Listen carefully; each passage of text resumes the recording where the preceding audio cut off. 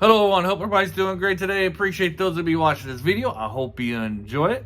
And I don't know about your neck of the woods, but in my neck of the woods, we having kind of wet weather. But at least it's warm, a lot warmer than it was last week when the high was like 2 degrees. Bone chilling cold. But anyways, starting to get a little warmer here, even though we're still in January for those future viewers who be watching this. Hope you guys are having a great day in the future. Anyways, let's talk about Matchmakers. It's a historic drama that takes place back in the good old Joseon area over there in Korea. And it's basically about this man who marries a princess, not a priestess, a princess who dies on his wedding day right in front of his eyes. Can you believe it? And since he married into royalty, he's stuck. He can't get remarried. He can't get out of it. Can't hold a job or anything. Just has to mooch off the government kind of thing, off the poor people. And he's kind of bitter about this. So he's always constantly writing the king, talking about how it's unfair that he has to stay basically locked up in his palace. And, he wants to get out and be not a prince anymore. So in order to help him out with this, the king gives him a job that he has to marry these 3 old maids, 25 years old, and these ladies are already old maids. Puts in perspective, how times have changed a little bit. Personally, if you're not 25, you're not married, you're still an old maid. Or what would you call an old bachelor? I don't know. I know there's a word for a man who hasn't been married. That's something like that. Just can't remember the word right now. Anyways, before you guys turn us off hating me for saying stuff like that, let's get back to this. So he has to marry these 3 young women, but they're considered old maids, in order to marry off the crown prince, because this is the villain's big scheme, is that the villains, they want a different crown prince to take over, one that really believes in their political views. So they're trying to delay the marriage of the crown prince, and so they come up with some stupid excuse that, these old maids are cursing the land, so you need to get them married off and stuff like that. So the king gives our male lead this role, this job, this task of marrying them off. And this is where he meets our female lead, whose specialty is marrying. She's like a matchmaker. She finds people to marry them off. And so our 2 leads team up together to get these girls married off. This is a comedy, of course, and it's a romance comedy. I didn't really enjoy this show very much. I don't know what I was expecting. It's Matchmakers, so of course it's gonna be about people, getting other people married. Found like the political thing stunt to get more power was kind of lame. Excuse me. The villains were kind of, I don't know, not very well, I guess, not very good. And my specialty were kind of weak, in my opinion, they were kind of weak.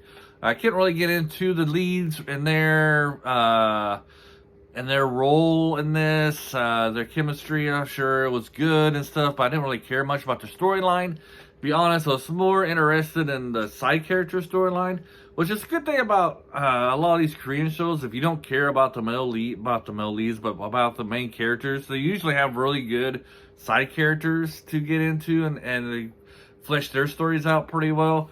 So honestly, when I was watching this, I was more interested in like the 3 ladies and their suitors a lot more than our 2 leads. This was kind of hard for me to get through, but like I said, like I've mentioned before, what I like about Korean dramas is usually they're only 12, 16, maybe 20 episodes. The majority of them, you get your specialties a little longer and stuff, and so you just have to stick it out. And so, plus I needed something to talk about, right? But it's a little hard for me to get through. I didn't really say much, just like, the role that a woman had back then of a daughter-in-law, her role to the mother-in-law, her place in the family, and stuff like that. But it was pretty like a blah type of show. I'm gonna give this a recommend with caution. If you're somebody who likes romantic shows and stuff like that, this will probably be for you.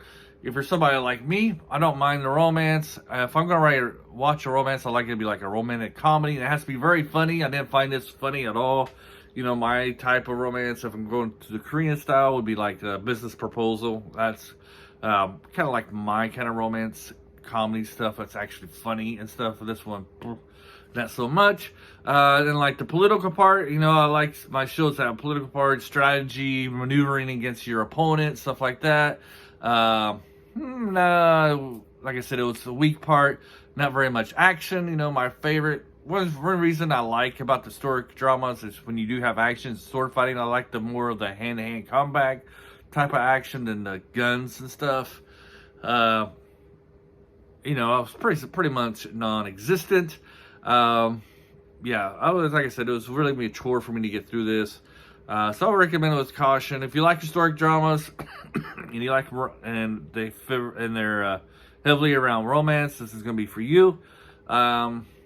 Me, I just thought this was a you know, you watch it and you forget about it the next day type of show.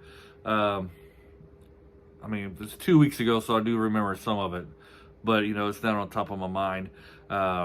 It's not as good as some other shows I've seen. Don't want to mention names, name drop right now. But anyways, hope you enjoyed this review.